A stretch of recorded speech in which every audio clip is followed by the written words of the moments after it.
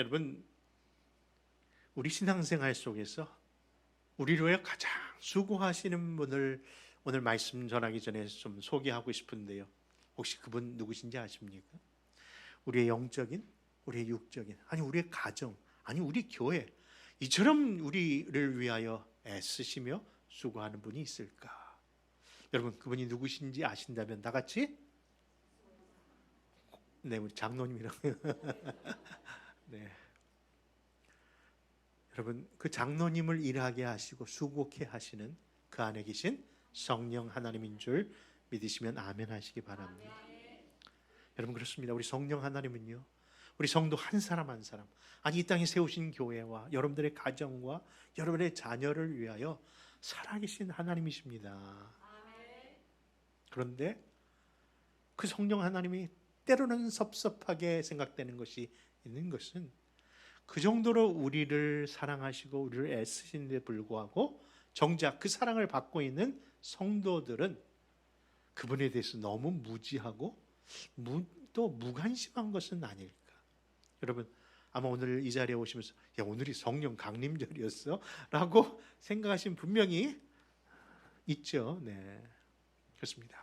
여러분, 분명히 우리는 생각하기에 예수님도 귀하고 하나님도 귀한데 성령님을 무슨 능력이 나는 에너지처럼 우리가 필요할 때 부르면 오시는 그런 천사처럼 생각하시는 분이 있는데, 여러분 아닙니다.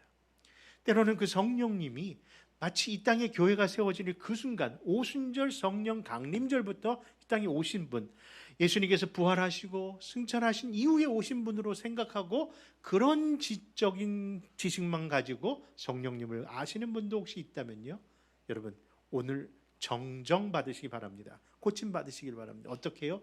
성령 하나님은요, 아주 태초부터 여러분 우리와 함께 하시고 정말 우리를 지으신 창조주 하나님이십니다. 아멘. 그 사실에 대하여 몇 가지 성경 구절을 한번 먼저 읽고 같이 말씀 나눌까요? 창세기 1장 2절부터 창세 전부터, 창세 때부터, 창세 이후부터 먼저 계신 창조 하나님이 영원한 하나님이라는 것을, 성령님이라는 것을 이야기합니다. 우리 한번 같이 읽을까요? 시작. 땅이 혼돈하고 공하며 흑암이 깊음 위에 있고 하나님의 영은 수면 위에 운행하시니라. 히브리서 9장 14절입니다. 하물며 영원하신 성령으로 말미암아. 여러분, 본문처럼요, 태초부터 그리고 창세의 그 시작부터 계셨던 성령님은 하나님의 영으로서 영원하신 분이라고 성경은 이렇게 말씀하고 있습니다. 사실 이 자리에 계신 대부분의 성도들이 정말 올해부터는 신앙생활 열심히 하겠노라, 정말 열심히 기도하겠노라, 새벽 예배 안 빠지겠노라, 혹은 성경을 꼭 매일 몇 장씩 읽겠노라 다짐을 하고 또 열심히 주일 성수 꼭 하겠노라고 해보지만요, 이상하게 어려움과 또 그런 굴곡이 자꾸 드러나는 것은 왜일까요? 분명히 우리 마음으로는 열심히 신앙생활을 하고 싶은데 그렇지 못하는 것은 왜 그럴까요? 사실 우리의 연약함 때문입니다. 그런데 그런 연약함을 너무나도 잘 아시는 하나님 아버지께서는요, 우리를 위하여 성령 하나님을 통해서 우리가 그 연약함을 채우시는 분으로 우리에게, 우리 이 자리에 보내주신 줄 믿으시기 바랍니다. 그래서 그 보내심을 받으신, 성부로부터 보내심을 받고 성자로서 보내심을 받은 성령 하나님의 또 다른 이름의 표현이 보혜사십니다. 여러분, 그 보혜사라는 헬라어 표현을 보니까 파라, 이런 파라라는 단어 꼭 기억하십시오. 옆이란 뜻이거든요. 옆이란 뜻인데 파라클레이토스라는 것은 바로 그 옆에서 돕는 분이시다라는 뜻이에요. 그러니까 보혜사라는 것이 바로 우리 가장 옆에서, 가장 친근한 자리에서 우리를 도우시는 분이시죠.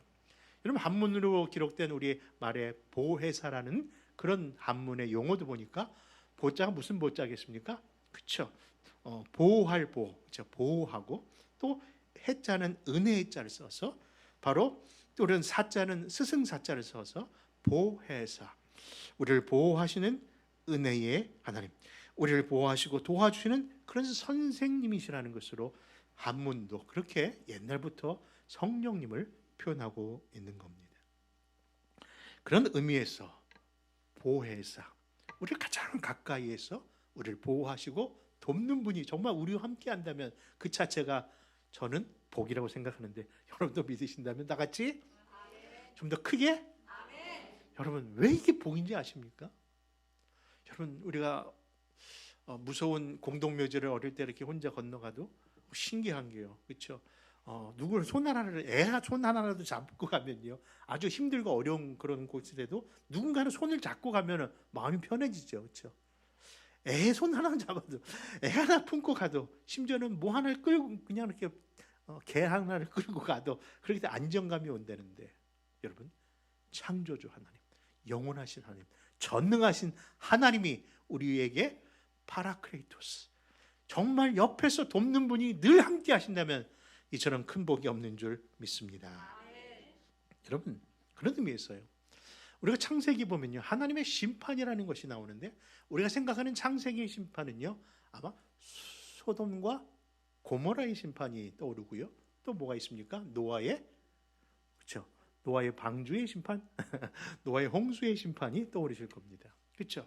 하나는 불로서 심판하시고 하나는 물로서 심판하는데, 근데 여러분, 불과 물의 심판 가운데 하나님이 사실 더 크고 무서운 심판이 있었다는 것 혹시 아십니까? 여러분, 유황불이 떨어지면 어떡하겠습니까? 근데 그것보다도 더 큰 심판, 아니 물로서 모든 이 지구가 잠겼다는 것, 그보다 더 큰 심판이 어디 있을까? 근데 그보다 더 큰 심판이 있었답니다. 그 심판은 다른 것이 아니라 창세기 6장에서 확인할 수 있는데, 그것은 바로 하나님의 사람들이 하나님의 사람답지 않고 하나님의 사람으로 살지 않고 세상의 것에 심취되어 거기에 빠져 있는 그 인생을 향하여 하나님이 결정하신, 내리신 무서운 심판이었답니다. 그 심판을 창세기 6장 1절에서 3절은 이렇게 말씀합니다. 같이 읽습니다. 시작. 사람이 땅에 번성하기 시작할 때에 그들에게서 딸들이 나니 하나님의 아들들이 사람의 딸들의 아름다움을 보고 자기들이 좋아하는 모든 여자를 아내로 삼는지라. 여호와께서 이르시되 나의 영이 영원히 사람과 함께하지 아니하리니 이는 그들이 육신이 됨이라. 그러나 그들의 날은 120년이 되리라 하시니라. 여러분, 이 심판을 여러분 확인하셔야 합니다. 왜냐하면 소돔과 고모라에 떨어진 유황불보다도, 여러분, 이 지구를 다 엎었던 물의 심판보다도 더 큰 무서운 심판은요, 하나님의 영, 그리스도의 영, 하나님의 영, 성령님이 더 이상 우리와 함께하지 않는 심판인 겁니다.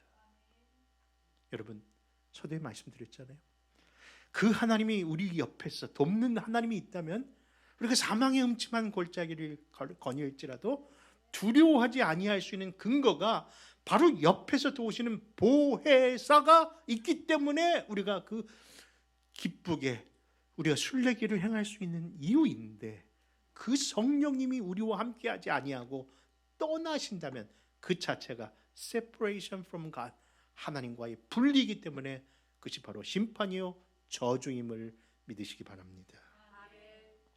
여러분, 노아 홍수의 심판이 있기 전에 먼저 성부 하나님의 말씀을 따르지 않고 육신의 욕정으로만 살았던 그 시대에 하나님의 심판이 바로 성령님이 함께하지 않았던 심판이었던 겁니다. 그런데 그럼에도 불구하고 그 당시의 백성들은요, 그 하나님의 영이 떠났음에도 불구하고 그것을 인지하지 못한 채 그저 먹고 마시고 장가들고 시집가면서 자기 원대로 살았던 겁니다. 그리고 나서 정확하게 120일 후에 바로 노아의 홍수가 일어난 겁니다. 그렇다면 오늘 살고 있는 우리들은 과연 어떤 심판을 정말 두려워하고 우리 경각심을 갖고 신앙생활 해야 할까요? 요즘은 예수 안 믿는 사람들도 말세란 얘기를 자주 합니다. 그리고 그들이 어디서 들었는지 마지막 때에 이런 징조들을 이야기하면서 정말 end of the world, 세계 끝에 자락에 우리가 있다는 얘기를 스스럼없이 이야기합니다. 그들은 전쟁을 통해서, 테러가 일어나는 모습을 통해서, 요즘같이 전염병이 도는 이 시대를 보면서 심판의 때를 걱정하고 두려워합니다만, 여러분, 정말 심각하게 정말 우리가 두려워해야 할 심판은 그런 말세에 일어난 징조에 대한 심판이 아니라, 그런 내용이 아니라 하나님이 우리와 함께 하시지 않는가, 아니 내가 정말 하나님과 함께 하는 삶이 있는가, 여러분, 그것을 더 우리가 염려하고 돌아봐야 될 줄 압니다. 세상적 염려하자는 얘기가 아니라 믿음의 염려입니다. 다시금 자신을 돌아봐야 될 그런 신앙적 태도를 말씀합니다. 여러분, 현재 우리가 살아가고 있는 이 시대를 보십시오. 그 누구도 하나님 두기를 원치 않습니다. 하나님 자체를 없다 하고 죽었다 하고 그 존재를 믿지 않습니다. 심지어는 하나님 없이 살아가는 것을 스스로 자랑있냐, 그렇게 살아가고 있습니다. 그런데 여러분, 이미 표현한 것처럼 the separation from God, 하나님으로부터의 분리 자체가 여러분 죽음이요 심판이라는 사실을 이 세상은 모르고 있는 것이죠. 여러분, 죽으면 세 가지 죽음이 있다고 하지 않습니까? 육적인 죽음, 우리도 다 죽을 겁니다. 그런데 그 죽음과 함께 또 다른 죽음이 있는데 영적인 죽음이 있어요. 근데 그 죽음과 함께 또 다른 세 번째 죽음이 있는데, 그것은 바로 영원히 하나님과 분리되는 죽음이에요. 그게 바로 지옥 형벌입니다.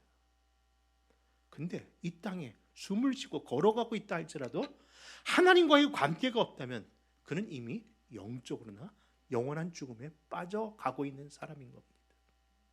여러분, 그런 의미에서 우리의 신앙적 태도에 성령 하나님이 우리와 함께 하시고 있고, 그리고 내가 주님과 함께 동행하고 있다는 것 자체는 얼마나 중요한 신앙적 태도라는 사실을 이처럼 증거하는 겁니다.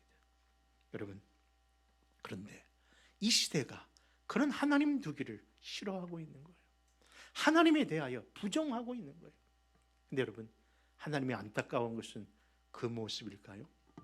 죄송합니다만 하나님은요, 세상이 하나님을 모르고 세상이 하나님을 인지하지 못하고 그를 부인하는 것에 대해서 가슴 아파하는 것이 아니라 도리어 오늘날 교회라고 하는 이 공동체 안에서, 그리고 교인이라고 하는 그 교인들 안에서 하나님에 대하여 무지하고 하나님에 대해서 무관심한 것을 더 가슴 아파하지 않으실까요?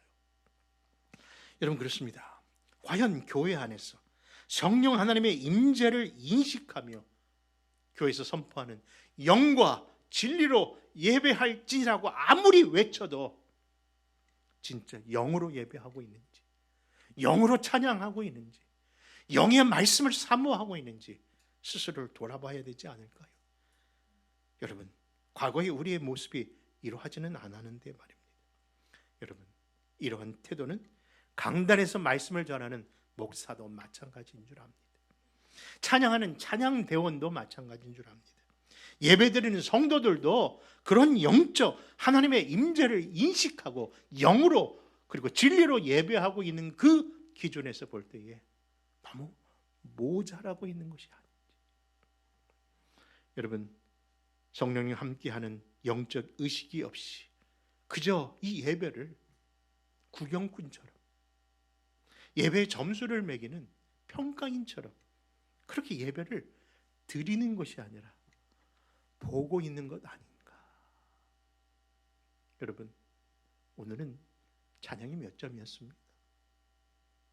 오늘은 목사가 무슨 넥타이를 하고 왔습니다. 여러분, 분명히 여러분들의 관심은 이 예배에서 그런 것밖에 없지 않습니까? 하나님이 찾으시는 예배, 하나님이 원하시는 성도의 바른 예배는 영과 진리의 예배인 줄 믿습니다. 여러분, 만약에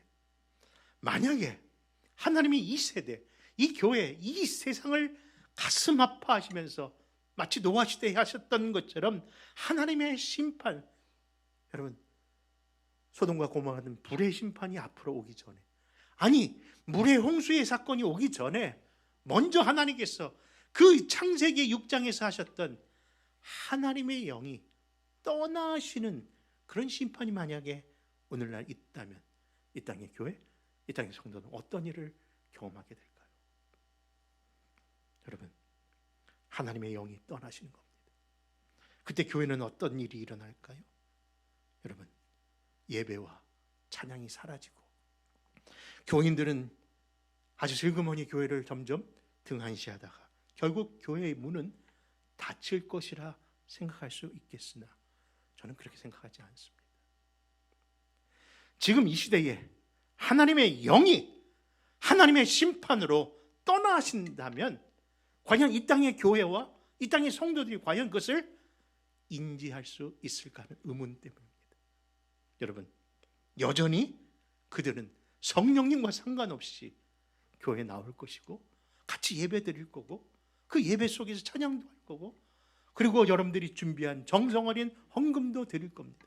그리고 말로는 살아계신 하나님, 살아계신 하나님이라고 그렇게 기도할 겁니다. 근데 뭡니까? 여러분, 그것이 바로 우리가 지금 드리는 영적 하나님의 그 관계가 없이 드리는 우리가 생각하는 종교적인 신앙적 태도라는 것이죠. 여러분, 더 이상 성령님에 대한 무지와 무관심으로 이런 신앙생활에서는 안 되지 않을까요?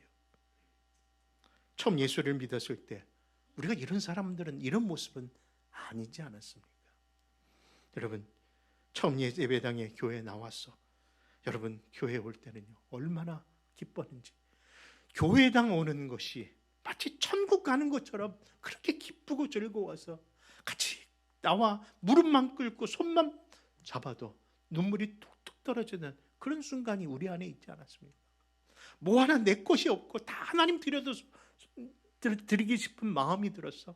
사랑하는 성도들, 그 한 사람 왔을 때 그냥 뭐 하나도 더 주고 싶은 마음이 결국 우리 안에 하나님의 나라, 그 천국이 임했기 때문에 우리가 표현됐던 그런 모습은 아니었던가요?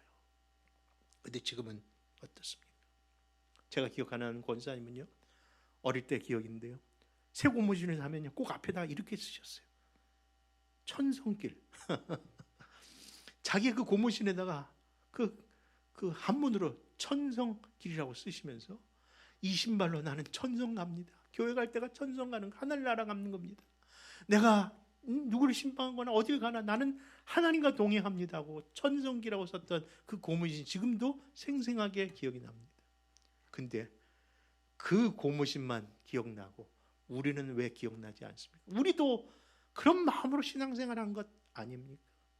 저도 지금 생각해 보면요, 첫 설교를 담당했을 때 얼마나 떨리고 감동이 있었는지, 이 자리에 쓴다는 자체가 얼마나 두렵고 또 기뻤는지 그것을 주체할 수가 없어서 수요 저녁 예배 설교를 맡으면요 한 4시간 전에 교회 와갖고 그냥 그 소강대상 앞 뒤에서 그렇게 기도하며 이 성전 앞에 있는 이 강대상 한쪽 붙잡고 주여 주님, 하나님 저를 도와주소서, 하나님 함께 하소서, 얼마나 간절하게 예배를 사모하고 말씀을 전했는지. 근데 요즘은 어떻습니까? 여러분, 우리가 정말 내 신앙 태도가 첫사랑만 회복한다면, 그렇죠? 그 사랑의 마음을 계속 유지할 수만 있다면 하나님이 우리를 얼마나 더 축복하실까? 아니 지금 이렇게만 신앙생활해도, 이 정도만 신앙생활해도 이제 하나님의 은혜로 사는데, 정말 우리가 온전히 하나님 앞에 성령 충만함으로 섬긴다면 하나님은 얼마나 우리를 멋지게 인도하실까? 아니 내 자녀들이 어떤 축복을 받을까? 여러분 생각해 보십시오. 그리고 기도하고 기대해 보십시오. 그런 하나님이 바로 여지껏 우리와 함께 하신 살아계신 우리 성령 하나님인 줄 믿으시기 바랍니다. 그런데 어느 순간 영적 소경과 영적 벙어리가 된 것은 아닌지, 성령의 감동도 감흥도 없이 그저 올림픽 정신처럼 주일날 교회를 출석하는 것으로 만족하며 우리가 살고 있지는 않은지. 여러분, 영과 진리로 예배하려는 가장 기본적인 신앙 없이 매우 능숙한 종교인으로 우리가 이 자리에 있는 것은 아닌가 생각되는 겁니다. 그런 우리들에게 하나님은 하나님의 말씀을 통해서, 특별히 요한계시록 에베소 교회를 향한 주신 말씀을 통해서 우리가 다시 회복되고 우리가 바로 서기를 바라면서 이 말씀을 주시는 것 같은데, 그 주의 말씀을 주의 음성으로 다 같이 듣기를 바랍니다. 요한계시록 2장 2절에서 우리 5절에 우리 4절에서 5절의 말씀 같이 찾아 있습니다. 4절과 5절입니다. 시작.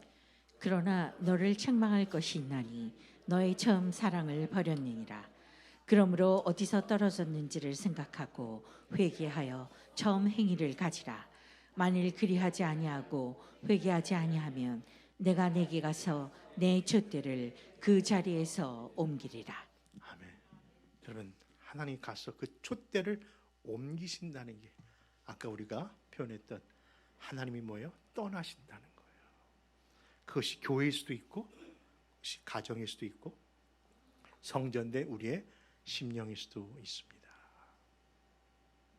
여러분, 그런데 우리의 이 연약함을 너무나도 잘 아시는 성부 하나님께서 누구를 보내주셨다고요?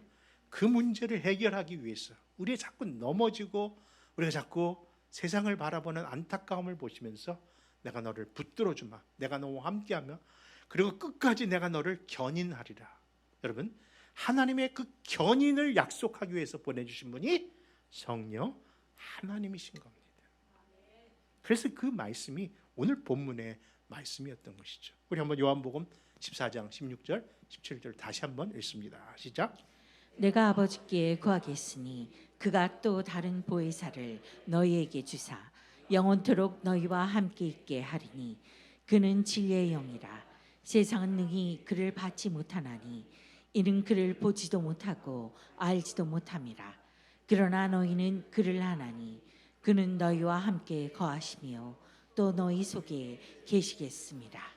여러분, 너희 안에 성령이 거하시는 줄 알지 못하느냐 하신 것처럼 성령 하나님이 우리 안에 거하십니다. 여러분, 근데 이 말씀 속에서 참으로 흥미로운 것은요, 그 성령을 보내신다는 것을 얘기할 때 또 다른 보혜사를 너에게 주신다는 말씀에 여러분 조금만 더 여러분 귀 기울여 주시기를 바랍니다. 여러분, 그냥 보혜사가 아니라 또 다른 보혜사. 이는 분명히 우주 만물을 창조하시고 우리를 지으신 성부 하나님이 창조주신데, 그 성부 하나님도 우리에게는 또 다른 보혜사라는 것이고, 또 이 땅에 우리의 죄를 위하여 십자가에 죽으시고 구원하신 그 성자 예수님도 또 다른 보혜사라는 것을 이야기하고 있는 것이죠. 그렇습니다. 그 표현을 늘 즐겨합니다마는 조심스럽게 하는 표현 중에 성부 하나님, 성자 하나님, 그리고 성령 하나님이 합동작전에서 우리를 도우신다. 저는 그게 늘 그렇게 좋습니다. 하나님께서 우리를 합동하셔서 합력해서 선을 이루시는 그 사역이 바로 성부와 성자와 성령, 그 삼위일체 하나님께서 우리의 구원을 이끄시는데, 그 결정적인 의미로 우리 성령 하나님을 보내주시고 그 성령님을 통해서 우리의 연약함을, 우리의 부족함을, 우리의 모든 문제를 끝까지 지키시고 인도하신다는 것이지요. 그런 의미에서 이 보혜사라는 그 약속은요, 그 성령님은 우리에게 다음과 같은 그런 사역을 이렇게 표현합니다. 여러분, 다시 말해서 성도들을 위로하시는 위로자가 성령 하나님이십니다. 여러분, 그렇죠? 우리가 어느 어떤 말로도 어떤 것으로도 누구를 위로할 수 없는데 성령이 우리 마음을 주장하시고 또 그들이 성령 안에 있을 때 서로 눈빛 하나만으로도 성도 간에 모여 그 인도하심의 위로가 넘쳐나는 것은 바로 우리가 다 한 성령 안에 있기 때문인 겁니다. 그래서 성령님은요, 그 사역적인 면에서 위로자이십니다. 또한 성령님은요, 우리의 문제를 도와주시고 상담해 주시는 카운셀러세요. 그래서요, 다른 사람한테는 말 못할 일도 우리가 기도하면서 하나님께 내 문제를 상담하면요, 아주 조용하게, 아주 조심스럽게 우리의 문제를 상담하시는 분이, 상담해 주시는 분이 성령님이시기 때문에 성령님은요 또 카운셀러가 되어 주신답니다.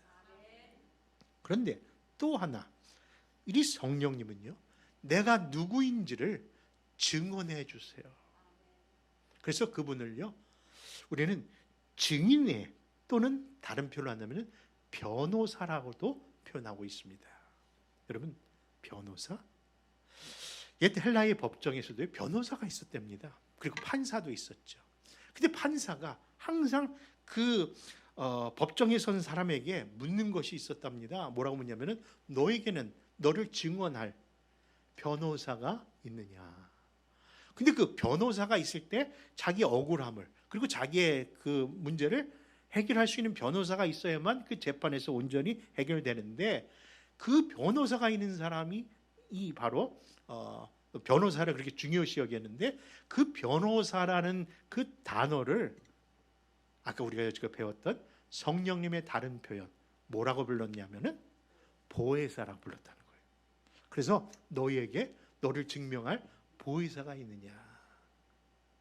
여러분, 저는 이 말씀을 이렇게 묵상하다가 저도 소리쳤습니다. 하나님 감사합니다.